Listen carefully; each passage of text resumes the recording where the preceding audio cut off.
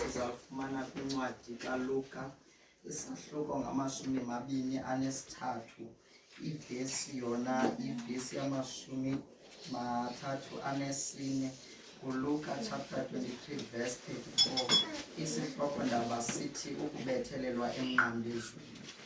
Wathi ke uYesu bawo baxolele kuba abayazi into abayenzayo.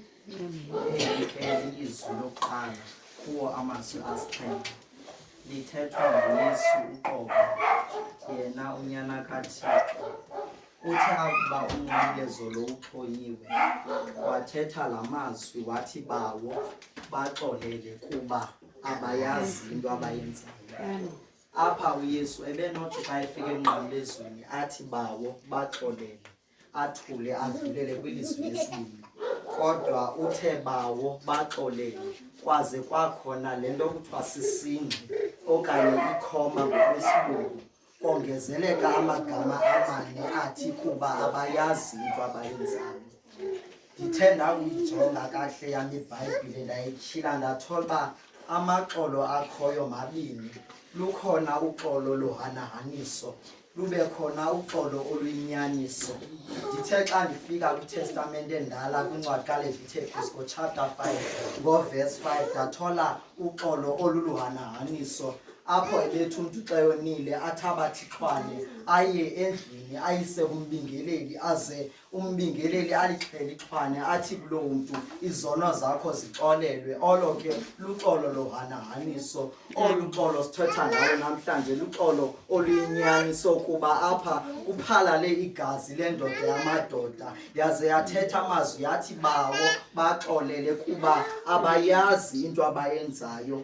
Apha ezantsi emnqamlezweni njengoko exhonyiwe uYesu, apha ezantsi emnqamlezweni unenginginya. Njengoko kukhona inginginya kukhona noLisanias. uLisanias lowo angumkhokheli wamajoni amaRoma. Kuze kube khona uLazaro lowo wayemvuse ekufeni. Kube khona uBhetumeyi lowo wayemvule amehlo kwizitalato zaseYeriko. Kube khona kunye nomhlolokazi. zii-VIPs ezintathu ezizikhona apha ezantsi emnqamlezweni. Kuze kube khona nenginginya. Le nginginya ibisithi kwimihla esixhenxe ngaphambili makabongwe lo uzayo, kodwa ikwayile nginginya inye le ithi bethelela emnqamlezweni namhlanje.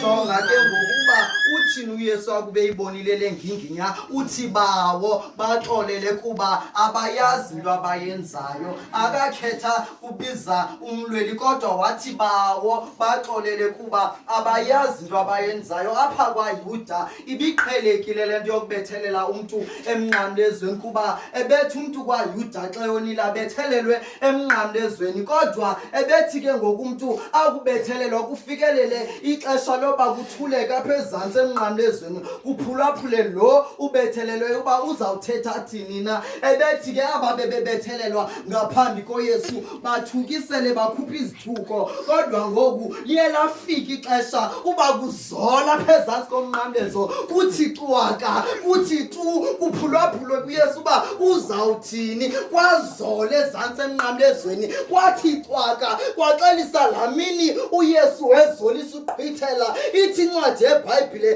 kwaba khona ukuzola okukhulu, kwazola ezantsi emnqamlezweni kwathi cwaka, kwaphulwaphulwa kuYesu. Wathi uYesu bawo baxolele kuba abayazi into abayenzayo. Wathi ubethathe lawo mazwi abakhamise ezantsi emnqamlezweni babangwa ngezantsi kwawo ngasentla kuba bebelindele uba kuphume isithuko, kodwa kwasuka kwaphuma amazwi athi bawo baxolele kuba abayazi into abayenzayo. Into endiyithandayo, ndithanda la mazwi amane ongezelelekileyo athi kuba abayazi into abayenzayo. Ndivumeleni xa ndihamba ngeli lizwi ndihambe ngamazwi amane kula magama amathandathu awathethileyo uYesu. Ndivumeleni ndihambe ngala magama amamane athi kuba abayazi into abayenzayo, kuba ukungayazi into yenzayo ayithi loo nto awuzuhlawula, ukungayazi into yenzayo ayithi loo nto awuzophendula, ukungayazi into yenzayo ayithi loo nto awuzufeyisa consequences, ukungayazi into yenzayo ayithi loo nto awuzuxolelwa. Bawo baxolele kuba abayazi into abayenzayo. Nditshilo ndathi ndizawuhamba ngamagama amane athi kuba abayazi into abayenzayo. Ngeli xesha apho uAdam kunye noEfa besidle emthini ekuthiwe mabangadli kuwo, babengayazi into abayenzayo, kuba uthi akuvela uThixo athi Adam uphi, athi ndilapha Nkosi, ndidlile apho uthe mandingadli khona. Kuba nditshilo uba ukungazi kwakho ayithi loo nto awuzuphendula, kuba noKhayeni emveni kobembulela uAbheli waphendula. Mamela ubuthini xa ebuye emasimini uyabuza uThixo apha umbuzo, Khayeni uphina umninawo wakho uAbheli? Mamela ubithini le ndoda xa iphendula, ingaba ndingumgcini womninawo wam kusini na? Kodwa jonga ubuthini uThixo uthi nalawo mhlaba ubuqhela ukunika imveliso awusayi kukunika mveliso ngenxa yegazi likaAbheli, kuba kaloku ukungazi kwakho ayithi loo nto awuzuphendula, ayithi loo nto awuzufeyisa consequences. Bawo baxolele kuba abayazi into abayenzayo. Ngeli xesha uDavide ehamba phezu kophahla ebona uUriya, ebona uBheshebha unkosikazi kaUriya ehlamba, wathi awugqiba wathi makabizwe, walala naye wamithisa, wengayazi into ayenzayo. Kodwa noba kunjalo waphendula. Mamela apha ubuthini uThixo xa ethumela umprofethi uNathani kuye uDavide. Uthi apha umprofethi uNathani, apha kukhona indoda eye yathabatha imveku phela yesitaka yazidla neendwendwe zayo. Ashukuma uDavide athi ngubana leyo ndoda, athi leyo ndoda leyo ifanelwe kubulawa. Mamela ubuthini umprofethi uNathani uthi leyo ndoda leyo Davide nguwe, kuba kaloku nditshilo uba ukungazi kwakho ayithi loo nto awuzuphendula,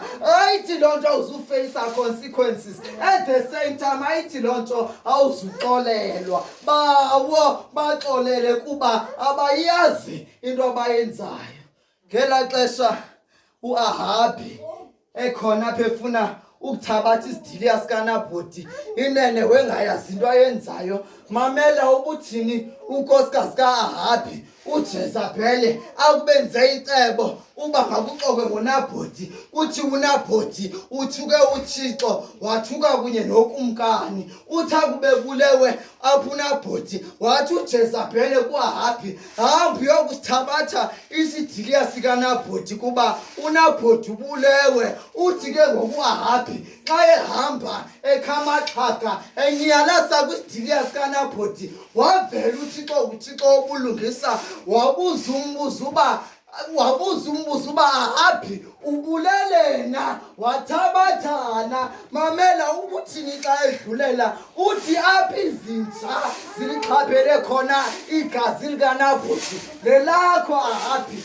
ziyakuxhaphela khona. Kuba nditshilo uba ukungazi kwakho ayithi loo nto awuzuphendula, ayithi loo nto awuzufeyisa consequences, ayithi loo nto awuzuxolelwa. Bawo baxolele kuba abayazi into abayenzayo. Apha uThixo uYesu Kristu ufike wamisa uxolo ndaweni yobenyelise akhupha izithuko, suka wafika wamisa uxolo wathi bawo baxolele kuba abayazi into abayenzayo.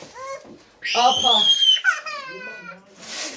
uJudas Iskariothi emveni kobethe wangatsha uYesu uye wazibona uba akayazi into ebeyenza, wabuya emva koko wabuyisa ezaa mpontshi ebeye wanikezwa zona uba angathi igazi elingenatyala. Nanku ngoku ekubeni uba ezifumene ubungcathe igazi engenatyala nankwezibuyisa laa mali ebenyotye ngayo. Uthi ndingcathe igazi ebengenatyala kuba ebengayazi into ayenzayo.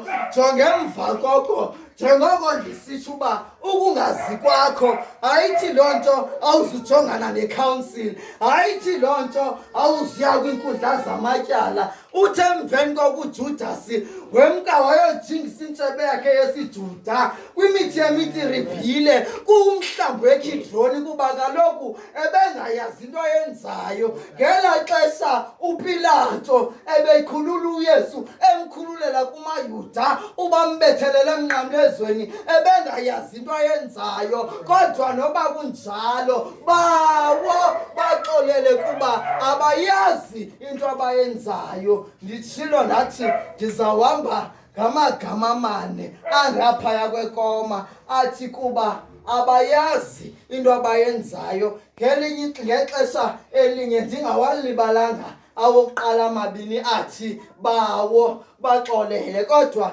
ndizawuhamba ngamagama amane angaphaya kwekoma.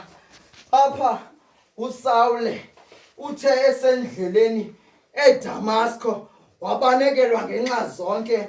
Laphuma ilizwi, Sawule, Sawule, unditshutshisela nina?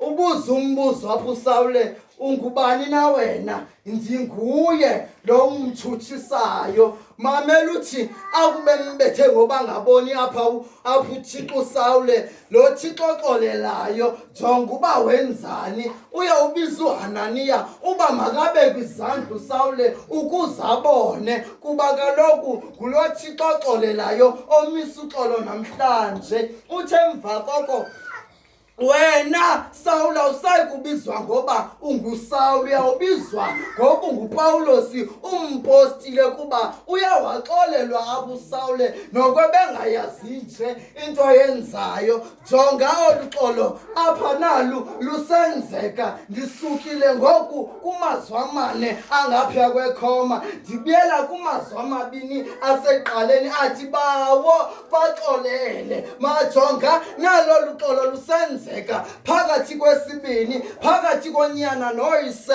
Uthi unyana wolahleko akube buyile kwilizwe ebeye kulo eyodla wabhubhisa isabelo sakhe. Wathi xa efika uyise akalandazi lando, wathi lo khangelani ingubo ende nimembathise, nimfake umsesane wegolide, nize nithabathe eyona ityetyisiweyo axhelele yona. Kube belahlekile wabuyela ekhaya, kube befile wabuya wavuka. Jongapha lo tata wamisa uxolo phakathi kwakhe nonyana akhe, akalandazi lanto, akathi bendimnikile isabelo, akathi buye lapho ubuvela khona, suka wanoxolo. Kuba kutshiwo namhlanje kwathiwa bawo baxolele kuba abayazi into abayenzayo. Wamisa uxolo apha utata pha kuye phakathi nonyana, kwaze kwakhona uxolo kuba akakhange alande ezilando. Sukuye wabona uba makube khona uxolo phakathi kwakhe nonyana akhe. Athi yena umbhedesi xa ethetha kuyo inkosi yethu kukho izibele nezixolelo ngakuba sivukele ngakuyo, singaphulaphulanga nelizwi likaYehova lokuba sihambe ngemithetho ayibekileyo phambi kwethu. Ewe, noba nje siye salahleka senza okokuthandwa sithi, kodwa kuyinkosi yethu kukho izibele nezixolelo. Adlula umbhedesi athi siphe uxolo Thixo thina ngelethu ixesha, kuba lo nguThixo noxolo, kuba nalo luxolo lumile namhlanje emnqamlezweni. Kusithiwa bawo baxolele kuba abayazi into abayenzayo. Athi yena umprofethi uIsaya xa ethetha ngochapter 53 ngoverse 5 athi uye watyunyuzwa ngenxa yezono zethu, wakrazulwa ngenxa yezikreqo zethu, ukuze thina sibe noxolo. Athi kwayena uYohane ngayo chapter 16 ngoverse 33 athi kuba ndinixelela ezi zinto ukuze nina nibe noxolo kum, kuba lo nguThixo onoxolo. Athi yena umpostile uPawulos xa ethetha ngayo incwadi yokuqala yabeseTesalonika ngochapter 5 ngayo verse 13 athi hlalani ninoxolo phakathi kwenu, kuba lo nguThixo onoxolo. Kuba apha sithandaza umadida, indoda efuna uxolo. Jonga apho uYesu ufika amisa uxolo emnqamlezweni njengelizwi lokuqala, kuba kaloku uxolo yifoundation yokholo. Uxolo sisisekelo sokholo. Ungenaxolo awunto yanto. Ewe ungatsho uthi hayi ndamxolela ubani kodwa andisoze ndilibale. Luxolo olo lohanahaniso olu bendithethe ngalo, ayiloxolo luyinyaniso. Uxolo luyinyaniso, uyaxola wawugqiba ugqithise, wawugqiba ulibale, kuba olo luxolo luyinyaniso. Ungenaxolo awukho laphi yakhona. Ewe ungathandaza uthi izinto zam ingathi azilungi, kuba kungenxa yoba awunaxolo. Usenezinto zabantu ozibambe ngentliziyo, usenabantu ongekabaxoleli ababephambanisene nawe 10 years back, usabambe ezo zinto. Izinto zakho azilungi kuba unezinto ozibambe ngentliziyo, kuba awunaxolo. Into efunekayo funeka ube noxolo ukuze konke kwakho kwenzeke ngendlela kulunge. Ungenaxolo nje akho lapho yakhona. Ewe ungathi ubumzalwane ubani wandenza oku noku andisoze ndixole, mamela akho lapho yakhona. Ewe ungayinxiba ibhatyi sibone every Sunday usenkonzweni uyathandaza, unokholo olugqithisileyo kodwa ungenaxolo. Akho apho yakhona, kuba uxolo sisisekelo sokholo. Namhlanje ndifuna ukuthi kuwe noba ngubani na owayekwenze ntoni nini, namhlanje phuma uxolile usithi ndixolile, usithi ubani ndimxolele ukuze konke kulunge, kuba zingemi into zakho zingenzeki, kuba kungenxa yoba awunaxolo. Kungenxa yoba awunaxolo. Ungahlala phakathi ebandleni abantu bekruthakuthana kuba ngenxa yoba akho xolo. Namhlanje khawufake uxolo apha kwentliziyweni. Namhlanje khawube noxolo noba ubuphazamisene nabani endleleni, kodwa namhlanje khawuye kuloo mntu uthi ndikuxolele. Noba nguye nowayekumoshile kodwa yiya kuye uthi ndikuxolele, ndixolile. Ungalindi yena azocela uxolo, susityala kuwe uthi ndikuxolele, kuba kutshiwo namhlanje kwathiwa bawo baxolele kuba bayazi into abayenzayo. Inkosi mayinithande, inkosi mayinisikelele. NgoKristu Yesu inkosi yethu. Amen.